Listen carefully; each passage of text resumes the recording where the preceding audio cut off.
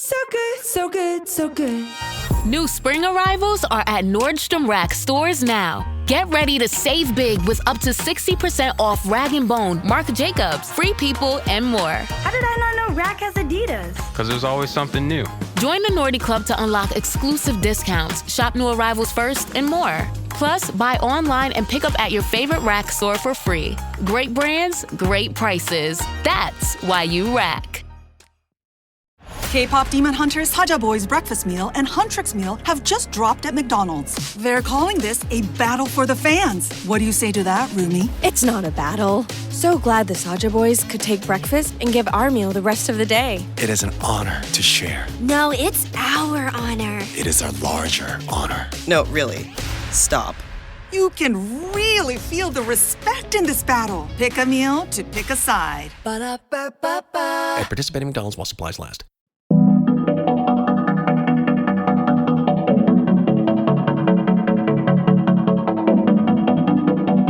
There are creatures in Japan that glide silently through misty forests, spirits that linger in abandoned places.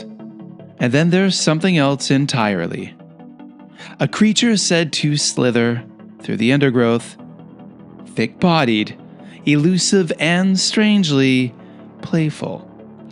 A cryptid that has sparked government bounties, modern expeditions, and decades of sightings. I'm Kevin O'Shea, and tonight on Supernatural Japan, we explore one of the country's most enduring mysteries, the Tsuchinoko.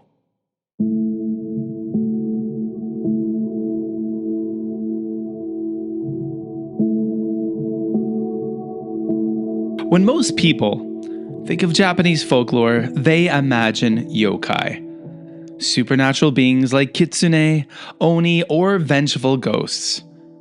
But the Tsuchinoko exists in a strange space between folklore and cryptozoology. It's not quite a spirit, not quite an animal. Instead, it feels like something undiscovered. The Tsuchinoko is often described as a snake, but not like any snake you've ever seen. Its legend stretches back centuries, yet sightings continue into the modern era. And unlike many yokai stories that remain firmly in the past, the Tsuchinoko is still being searched for today. And perhaps most intriguing of all, there are people in Japan who genuinely believe it's out there, waiting to be found.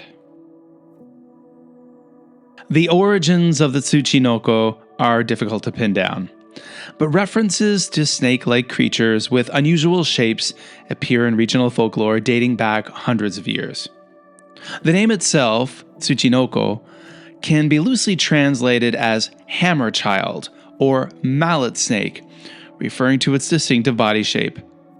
Unlike the long, slender form of a typical snake, Tsuchinoko is said to have a thick, bulging midsection, almost like it swallowed something far too large and never digested it.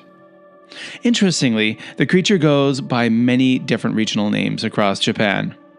In some areas, it's called bachihebe or nozuchi, suggested that sightings were widespread enough for local variations to develop independently. This isn't a single, isolated legend, it's a pattern. And patterns in folklore often suggest something deeper.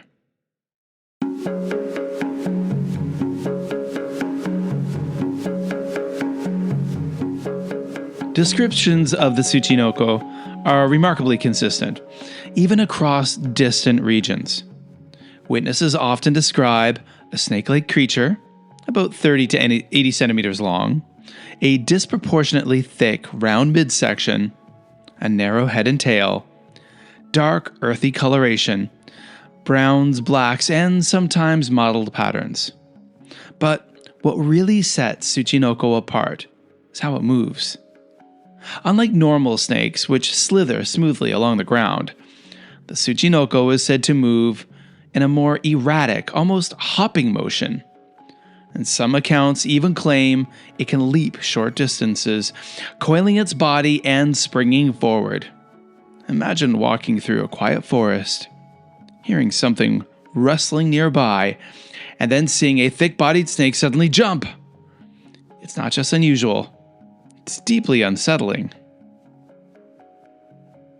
The Tsuchinoko isn't just defined by its appearance. It's the creature's reported abilities that truly elevate it into the realm of the supernatural. Some legends claim that the Tsuchinoko can leap through the air, covering surprising distances. It can mimic sounds, including human voices. It emits a foul odor, similar to decay or rot, and the bite can deliver venom, though this is debated. Now, one of the strangest aspects of Tsuchinoko lore is its supposed behavior. Unlike most animals that avoid humans, the Tsuchinoko is sometimes described as curious, even mischievous. There are stories of it watching people from a distance, following hikers, or making strange noises just out of sight as if trying to lure someone deeper into the forest. And then there's a particularly bizarre detail found in multiple accounts. The Tsuchinoko is said to enjoy alcohol. That's right, folks. Some rural stories describe the creature becoming intoxicated after drinking sake left out by villagers, making it easier to capture, at least in theory. Now, whether that detail is folklore embellishment or something stranger, it adds to the creature's uniquely Japanese identity. That's right, folks. It likes to drink sake. The Tsuchinoko is commonly associated with rural, mountainous regions of Japan, and sightings have been reported in western Honshu, parts of Shikoku, and remote areas of Kyushu. Dense forests, bamboo groves, and isolated valleys are considered prime Tsuchinoko territory. And these are the places where visibility is limited, human presence is sparse, and the natural world still feels very much untamed. In many ways, these landscapes are perfect breeding grounds for legends. But they're also perfect hiding places. And that raises an uncomfortable question. If a creature like the Tsuchinoko did exist, would we even know?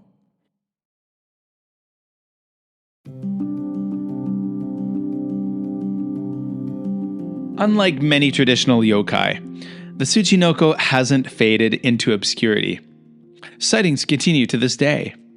In fact, reports surged in the late 20th century, particularly during the 1970s and 1980s, when interest in cryptids and unexplained phenomena was growing worldwide. Witnesses have included farmers, hikers, and local residents in rural communities. Now, descriptions remain consistent. A short, thick-bodied snake moving in unusual ways. And what's fascinating is that many of these witnesses don't describe the encounter as supernatural. Instead, they speak of it as an unknown animal, a real, physical creature that simply hasn't been classified yet. The blurring of folklore and reality is what keeps the Tsuchinoko alive in the public imagination. And folks, that's one of the really cool things about a lot of cryptids. You know, a lot of people who claim to have seen these don't say, well, I saw a ghost or I saw a monster. They literally say, I saw an animal. Didn't know what it was. Never seen it before. So that's pretty cool. At various points in modern history, local governments and communities have even offered cash rewards for capturing a Tsuchinoko. Some bounties have reached millions of yen. Yes, that's right, millions. And they aren't just jokes or publicity stunts. In some towns, Tsuchinoko hunts have become annual events, drawing tourists and cryptid enthusiasts from across Japan. Participants comb forests, they set traps and share stories of near encounters. And every so often, someone claims they've seen it. But despite decades of searching, no verified specimen has ever been captured. No body, no conclusive evidence, only stories.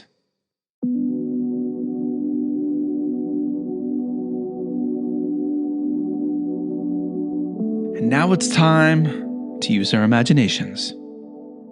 It's late afternoon in a quiet mountain valley. The cicadas hum relentlessly, their chorus echoing through the trees. A lone hiker steps off a narrow trail, drawn by the sound of rustling leaves. At first it's subtle, a movement in the underbrush. Then it stops. The forest goes still. He takes another step forward, and then he sees it. A thick, coiled snake, too round, too compact to be any snake he's ever seen. Its body is swollen at the center, tapering at both ends. It lifts its head, and for a moment, they stare at each other. Then, without warning, it moves. Not a slither. A sudden, unnatural hop. The hiker stumbles back, heart pounding. The creature vanishes into the undergrowth, leaving behind only the faintest rustle and an uneasy silence. Later, when he tries to explain what he saw, he struggles to find the words, because what he encountered wasn't just strange. It didn't feel like any animal he knew. USAA knows dynamic duos can save the day, like superheroes and sidekicks or auto and home insurance. With USAA, you can bundle your auto and home and save up to 10%. Tap the banner to learn more and get a quote at usaa.com/bundle. Restrictions apply.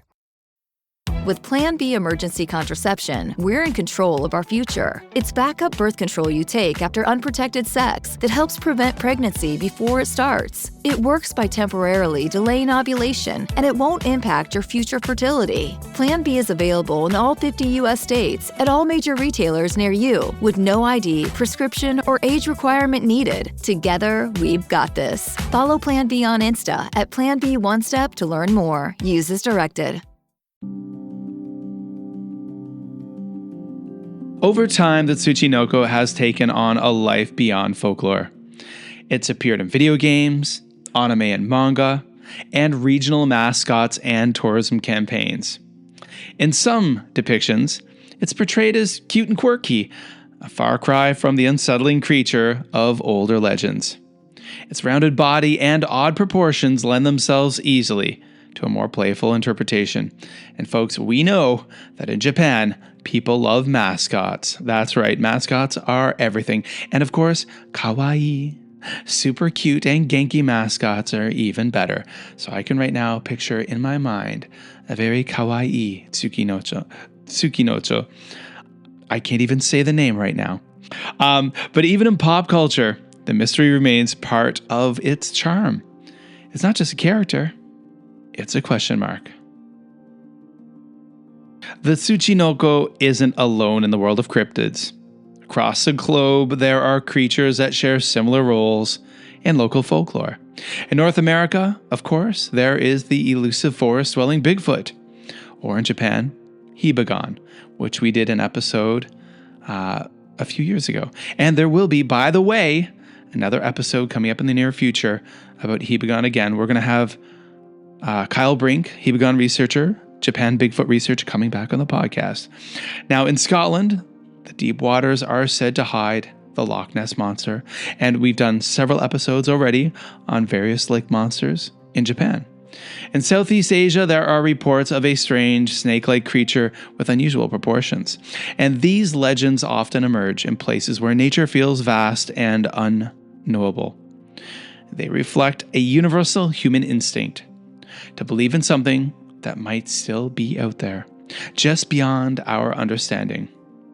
And the Tsuchinoko fits perfectly into this global pattern. But it also stands apart, because unlike many cryptids, it hasn't faded into myth. People are still looking for it. By the way, folks, if you go over to the Supernatural Japan Instagram, you will see lots of pictures of different depictions of Tsuchinoko. Cute, strange, old, new, lots of them. So, of course, go to Instagram at Supernatural Japan and give us a follow for lots of cool things about the podcast. So, what is the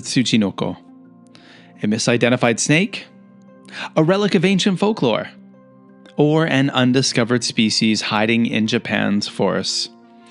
The truth is, we don't know, and maybe that's the point. Tsuchinoko exists in that perfect space between belief and skepticism. It's just plausible enough to feel real, and just strange enough to keep us guessing. And in a world where so much has been mapped, studied, and explained, the idea that something like this could exist is strangely comforting, because it reminds us that mystery isn't gone. It's just hiding and waiting. If you've ever hiked through the quiet forests of rural Japan, if you've ever heard something moving just out of sight, you might understand why the Tsuchinoko endures. And who knows? Maybe one day someone will finally catch it. Until then, keep your eyes on the undergrowth and listen carefully, because in Japan, the unknown is never far away. Thanks for listening to Supernatural Japan. If you enjoyed this episode, be sure to follow us on Apple Podcasts, Spotify, or wherever else you listen to podcasts. And if you want to help the show grow, please leave a comment on Spotify or a review on Apple Podcasts and give us an amazing rating. It helps people notice and get us noticed in the algorithm. And it really does make a difference. Now, I want to give a special shout out to Tony R. Vega, host of the Japan Station podcast, for putting this creepy, crawly creature on my radar. I'd never heard of the Tsuchinoko until he interviewed me for an episode on his fantastic podcast called Japan Station Podcast. So if you're into Japan, please check out his show wherever you find podcasts. Now, also, folks, come on over to supernaturaljapan.com and check out our blog and ways you can support the podcast. You can also find all of our social media links over there, and there's a way to reach out to me and shoot me an email. Hey, we've got a lot of new listeners recently, and I want to welcome each and every one of you. Thank you so much for listening to Supernatural Japan, and thank you so much for being so awesome. I'm Kevin O'Shea, and this is Supernatural Japan. And everyone, be careful. Keep an eye on the woods. You never know what might be creeping in the underbrush.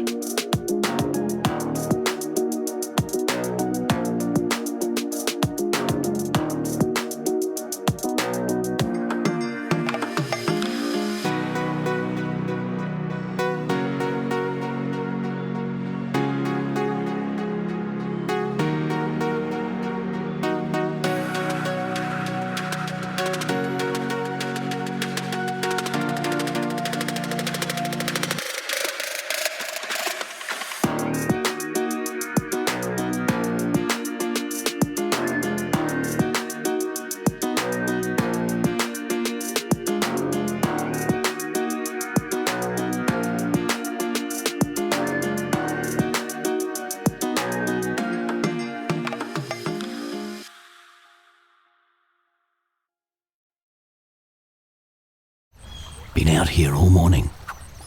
Not a single bite. Guess the fish finally figured it out.